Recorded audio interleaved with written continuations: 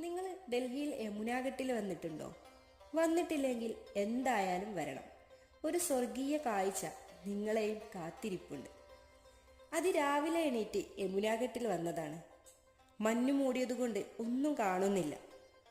പക്ഷെ ഈ മഞ്ഞിലൂടെ നടക്കുമ്പോൾ ഏതോ ഒരു ലോകത്ത് എത്തിയതുപോലെ വേറിട്ടൊരു അനുഭവമായിരുന്നു. മഞ്ഞു മാറി തുടങ്ങിയപ്പോൾ ആകാശം മുഴുവൻ ദേശാടന പക്ഷികളാൽ നിറഞ്ഞു.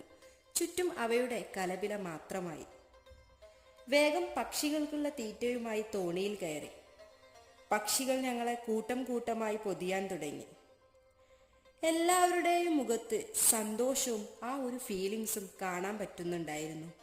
അത്രയ്ക്കും മനോഹരമായൊരു അനുഭൂതിയായിരുന്നു. പറഞ്ഞറിയിക്കാൻ പറ്റില്ല യമുനാഘട്ടിന്റെ ഈ സ്വർഗീയ കാഴ്ചയെ. നവംബറിൽ ഡൽഹിയിൽ വരുന്നവരാണെങ്കിൽ നിങ്ങൾ ഉറപ്പായും ഇവിടെ വരണം.